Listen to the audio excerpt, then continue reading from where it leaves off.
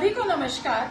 आज हम समझेंगे गेमिफाइड असेसमेंट के बारे में। गेमिफाइड असेसमेंट क्या होता है और क्या इसका उपयोगिता है और कैसे कक्षा में हम गेमिफाइड असेसमेंट का यूज करते हैं। सुनिए, तो सबसे पहले जब भी टीचर कोई अवधारणा या कोई कॉन्सेप्ट बच्चों को समझाता है, उसके बाद में समझाने के बाद में हम बच्चों का लर्निंग लेवल का एसेस करते हैं, उसको चेक करते हैं, टेस्ट करते हैं। पर जब भी हम कुछ रिटर्न में या ओरली बच्चे से पूछते हैं तो एक फैक्टर, फियर फैक्टर, यानी कि एक डर बच्चे के अंदर आ जाता है, बच्चा घबरा जाता है। जो वास्तविक उसका लर्निंग लेवल है, बच्चा कितना सीख पाया है, हम नहीं समझ पाते। उसी के लिए, उसी डर को दूर करने के लिए हमारे पास संपर्क टीवी में एक ऑप्शन है गेमिफाइड असेसमेंट का, यानी कि खेल खेल में बच्चों का लर्निंग लेवल असेसमेंट हो, बच्चों का पता चल पाए कि बच्चों का लर्निंग लेवल क्या है और खेल खेल में हम सीख पाए। तो आज हम ये करेंगे कि किस तरीके से संपर्क टीवी पे हम गेमिफाइड असेसमेंट का यूज करते हैं और किस तरह से बच्चों के लर्निंग लेवल को असेस किया जाता है। तो सबसे पहले हमारे पास ये होम स्क्रीन आती है, उसमें 3 ऑप्शन है, एडमिट, स्मार्ट शाला और वाईफाई। आप स्मार्ट शाला ऑप्शन जो है उसको प्रेस कर देंगे। यहाँ ओके बटन है, ओके करेंगे और प्रेस करेंगे। ये हमने सिलेक्ट कर लिया। उसके बाद में हमारे पास स्क्रीन आ जाती है गेट सेट गो वाली। हम यहाँ पे ऑरेंज का मतलब है ये ऑलरेडी सिलेक्टेड है। ऑरेंज का मतलब होता है यानी कि ये स्टेम आइकन ये सिलेक्टेड है, हमने ऑरेंज है, इसको ओके कर दिया। ठीक है जी। उसके बाद में हमारे पास स्क्रीन आती है ग्रेड्स की, यानी कि क्लासेस की।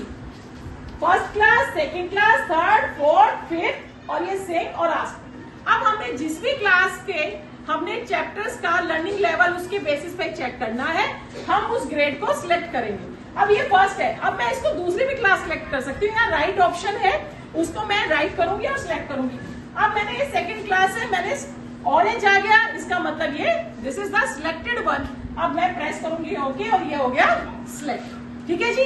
अब सुनिए, इसके बाद में हमारे पास आते हैं सब्जेक्ट्स का, maths, English, text book, Hindi और मस्ती का पिटारा। अब मैंने मैथ्स समझाया है, टीचर ने मैथ्स समझाया है, तो मैथ्स का हम ऑप्शन सिलेक्ट कर लेंगे। एक बात ध्यान रखिए, ऑरेंज तो यहाँ शो होगा ही होगा जो सिलेक्टेड होगा, साथ साथ ये भी जो भी सिलेक्टेड आइकन होगा वो एनलार्ज हो जाएगा कंपैरेटिव टू अदर आइकन्स।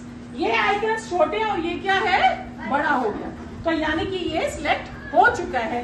आप इसको क्या करेंगे, ओके।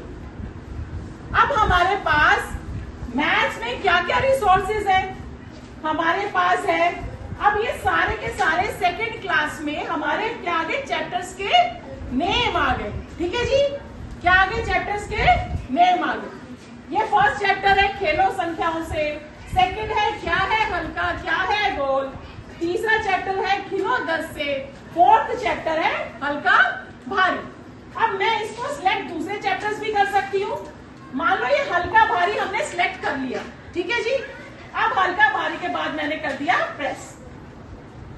अब इस चैप्टर से रिलेटेड हमारे पास जितने भी रिसोर्सेज है वो शो हो जाएंगे। लेसन प्लान भी शो होगा जिसमें बताया जाता है कि ये चैप्टर हमें किस तरीके से बच्चों को समझाना है। उसके बाद में संपर्क वीडियो भी शो हो जाएगी, यानी कि इस चैप्टर से रिलेटेड, इस अवधारणा से रिलेटेड जो भी वीडियो है वो यहाँ पे शो होगी। संपर्क वर्कशीट है, यानी कि बच्चों को अभ्यास कराने के लिए ये वर्कशीट भी गिवन है। और चौथा दीदी के सवाल, दीदी के सवाल मतलब गेमिफाइड असेसमेंट, ये हम ऑप्शन अब सिलेक्ट करेंगे। अब ये लार्ज हो गया ना आइकन और तीनों के कंपैरिजन, तो अब ये हमने सिलेक्ट कर चुके हैं। अब हम करेंगे ओके और देखिए ग्रीन टिक आ चुका है, सिलेक्टेड वन। अब सुनिए, यहाँ पर टोटल कितने क्वेश्चंस है, 10 क्वेश्चंस। और ये कौन सा क्वेश्चन है, फर्स्ट क्वेश्चन है। हर क्वेश्चन के पे हमारे पास कितने ऑप्शंस होंगे, 4 ऑप्शंस।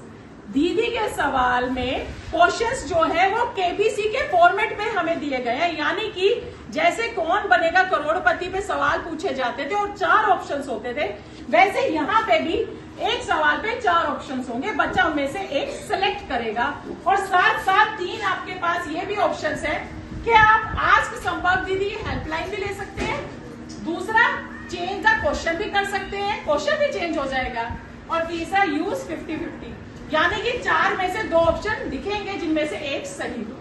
ठीक है जी, अब सुनिए, अब हम बच्चों से करवा के देखते हैं कि कैसे करते हैं। बेटा अब देखिए, जो हमने हल्का भारी और क्या हल्का कितना भारी हमने किया था ना चैप्टर, उससे रिलेटेड क्या है क्वेश्चन है यहाँ पे। पहला क्वेश्चन अच्छे से पढ़िए, अंगूर का भार कितनी निम्बोलियों के बराबर होगा। पहला ऑप्शन, दोबारा क्वेश्चन पढ़िए, अंगूर का भार कितनी निम्बोलियों के बराबर होगा। पहला 5, दूसरा 10, तीसरा 20, चौथा किसके कितनों के बराबर होगा बताओ। कितने के? 2 के बराबर है। चलिए अब हम 2 सिलेक्ट करते हैं फ्रेंड। चलिए अब हम सेकंड 2 सिलेक्ट करते हैं, जैसे बच्चों ने कहा ऑरेंज हमने सिलेक्ट है। अब हम क्या करेंगे, ओके सबमिट कर देंगे।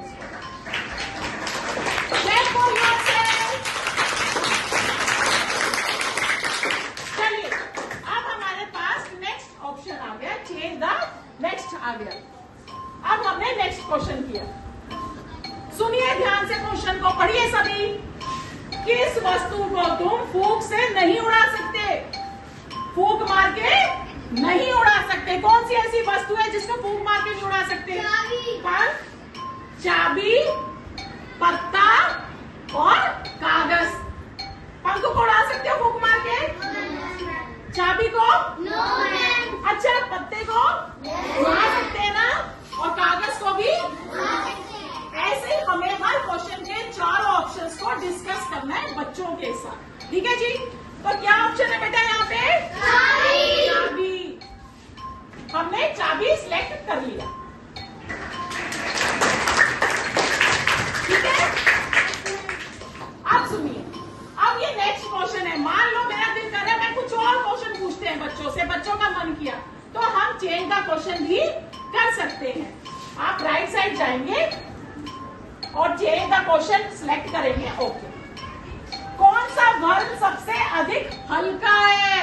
कौन सा फल सबसे अधिक हल्का है? कौन सा है? आम, लीची, अनानास और संतरा। कौन सा हल्का भाई? लीची है, अनानास नहीं है। वो भारी होते हैं ना। तो कौन सा हल्का है? चलिए, तो हमने दबाया लीची और इसको क्या